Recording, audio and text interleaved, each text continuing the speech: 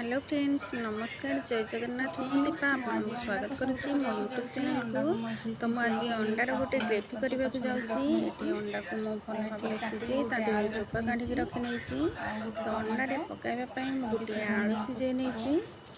ତ ଆଳୁକୁ ମୁଁ ଭଲ ଭାବରେ ଚୋପା ଛଡ଼େଇକି ତାକୁ କାଟିକି ରଖି ନେଇଛି। ତ ସେଥିରେ ପକାଇବା ପାଇଁ ମୁଁ ଗୋଟେ ଟମାଟୋ ନେଇଯାଇଛି, କିଛି ଧନିଆ ପତ୍ର ନେଇଯାଇଛି, ଆଉ ଗୋଟେ ଟମାଟୋ ଆଉ ପିଆଜ ନେଇଯାଇଛି। ତ ସେଥିରେ ଗ୍ରେଭି ମସଲା ପକାଇବା ପାଇଁ ମୁଁ ସେଥିରେ ରସୁଣ, ଅଦା, ପିଆଜ ଆଉ ଜିରା ନେଇକି ତାକୁ ଗ୍ରାଇଣ୍ଡିଙ୍ଗ କରି ନେଇଛି। ସେଥିରେ ହାଫ୍ ଚାମଚ ହଳଦୀ ଗୁଣ୍ଡ, ହାଫ୍ ଚାମଚ ଲଙ୍କା ପାଉଡ଼ର ମୁଁ ଏମିତି ଭଲ ଭାବରେ ତାକୁ ରଖି ନେଇଛି। ତ ଏବେ କଡ଼େଇ ମୋର ଗରମ ହେଇଗଲାଣି। ମୁଁ କଡ଼େଇରେ କିଛି ତେଲ ପକାଇ ନେଉଛି। ତ ଦେଖିପାରୁଥିବେ ତେଲ ମୋର ଭଲ ଭାବରେ ଗରମ ହେଇଗଲାଣି।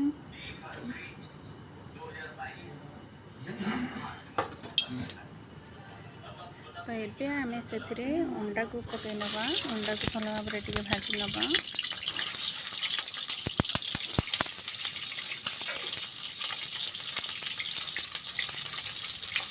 ତ ଦେଖିପାରୁଥିବେ ଗୋଟେ କର ସାଇଡ଼୍ ଅଣ୍ଡା ମୋର ପୁରା ଭଲ ଭାବରେ ଭାଜି ହେଇଗଲାଣି। ଏବେ ଅଣ୍ଡାକୁ ଆମେ ଏପଟ ସେପଟ ଟିକେ କରିନେବା।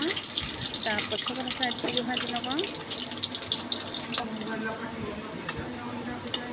ତ ଏବେ ଅଣ୍ଡା ମୋର ଭଲ ଭାବରେ ଭାଜି ହେଇଗଲାଣି। ଏବେ ଅଣ୍ଡାକୁ ଆମେ ଗୋଟିଏ ପ୍ଲେଟ୍କୁ କାଢ଼ି ନେବା। ତ ସେଥିରେ ବଳିଥିବା ତେଲରେ ଆମେ ଆଳୁକୁ ପକାଇ ଭାଜି ନେବା। ସେହି ତେଲରେ ଆମେ ଆଳୁକୁ ଭାଜି ନେବା।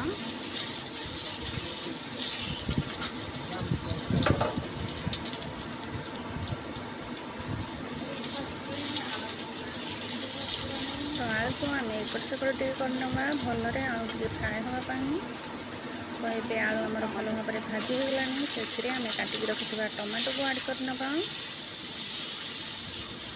ଟମାଟୋକୁ କିଛି ସମୟ ଆମେ ଏମିତି ଭାଜିବା, କାରଣ ଟମାଟୋ ଆମର ଟିକେ ସଫ୍ଟ ହେବା ଦରକାର।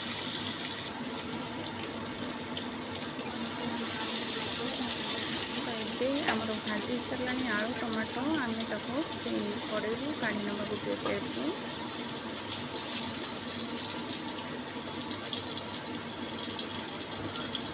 ତ ସେଇ କଡ଼େଇରେ ଆମେ ଆଉ କିଛି ତେଲ ପକାଇ ନେବା ଗ୍ରେଭି ବନାଇବା ପାଇଁ।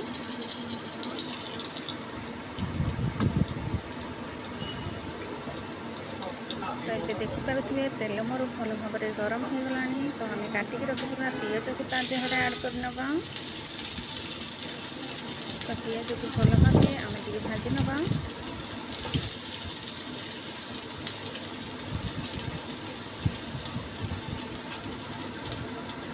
ତ ପିଆଜର କଲର୍ ଚେଞ୍ଜ ହେବା ପର୍ଯ୍ୟନ୍ତ ଆମେ ଭାଜିବା। ପିଆଜର କଲର୍ ଗୋଲ୍ଡେନ୍ ହେଇ ଆସିଲେ ଆମେ ତା ଦେହରେ ମସଲାକୁ ଆଡ଼୍ କରିନେବା। ତ ଏବେ ମୁଁ ସେଥିରେ କିଛି କାଶ୍ମୀରୀ ଚିଲି ପାଉଡ଼ର ପକାଇ ନେଉଛି, କାରଣ ଗ୍ରେଭିର କଲର୍ ପାଇଁ। ଆଉ ସେ ତେଲରେ ଆମେ ଯଦି ଲଙ୍କା ଗୁଣ୍ଡକୁ ଟିକେ କିଛି ସମୟ ଭାଜି ନେବା ତ ତା କଲର୍ ଭଲ ଭାବରେ ଚେଞ୍ଜ ହୋଇଯିବ। ଏବେ ମୁଁ ଗ୍ରେଭି ବନାଇବା ପାଇଁ ଯେଉଁ ମସଲା ଗ୍ରାଇଣ୍ଡିଙ୍ଗ କରିକି ରଖିଥିଲି ତାକୁ ତା ଦେହରେ ଆଡ଼୍ କରି ନେଉଛି। ତ ଏବେ ଦେଖନ୍ତୁ ମୋର ମସଲାକୁ ମୁଁ ଟିକେ ପାଣି ନେଇ ଆଉ ଟିକେ କଷେଇ ନେଉଛି।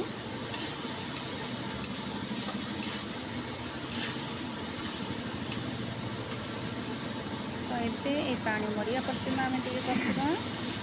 ତ ଦେଖିପାରୁଥିବେ ମୋର ମସଲାରୁ ପାଣି ସବୁ ମରିଗଲାଣି, ମସଲା ଶୁଖା ହେଇ ଆସିଲାଣି। ତ ଏବେ ଆମେ ଆଉ କିଛି ପାଣି ନେଇକି ତା ଦେହରେ କଷିବା।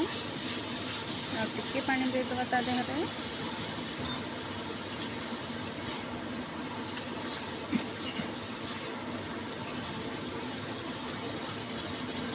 ଆମେ ଏହିଭଳି ଭାବରେ 2 ରୁ 3 ମିନିଟ୍ ଭଲ ଭାବରେ କଷିବା। ତ ଦେଖିପାରୁଥିବେ ଏବେ ମୋର ମସଲା ପ୍ରାୟ ଭଲ ଭାବରେ କଷି ହେଇଗଲାଣି। ତ ଏବେ ଆମେ ଆଳୁ, ଅଣ୍ଡା, ଟମାଟୋକୁ ତା ଦେହରେ ଆଡ଼୍ କରିନେବା।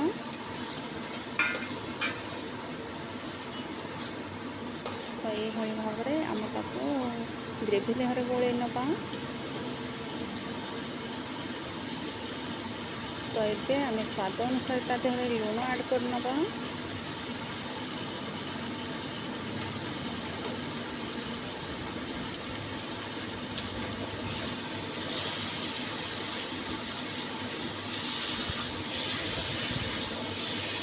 ତ ଏହିଭଳି ଭାବରେ ଆମେ କିଛି ସମୟ କଷିବା।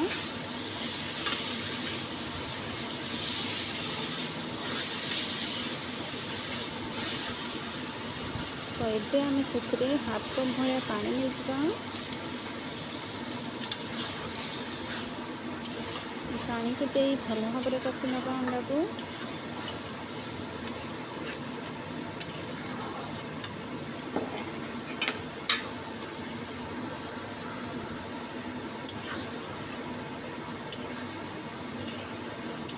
ପାଣି ମରିବା ପର୍ଯ୍ୟନ୍ତ ଆମେ କଷିବା।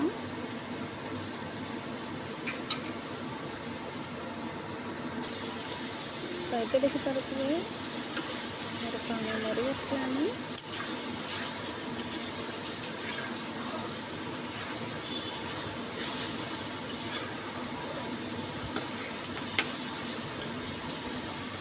ତ ଏବେ ଆମେ ସେଥିରେ ଆଉ ହାଫ୍ କପ୍ ପାଣି ଦେଇଦେବା।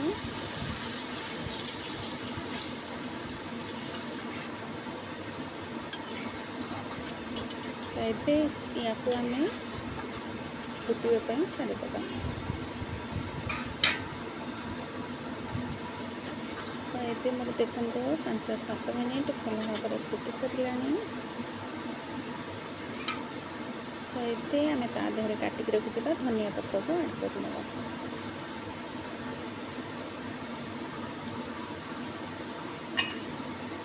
ତ ଆପଣମାନେ ଏହି ଅଣ୍ଡା କଷାକୁ ରୁଟି, ଭାତ ଯେଉଁଥିରେ ଖାଇପାରିବେ। ତ ଯଦି ଆପଣମାନେ ମୋ ଚ୍ୟାନେଲରେ ନୂଆ ଅଛନ୍ତି ତ ଲାଇକ୍, ସେୟାର, ସବସ୍କ୍ରାଇବ୍ କରିବାକୁ ଜମାରୁ ବି ଭୁଲିବେନି। ତ ରହୁଛି, ନମସ୍କାର।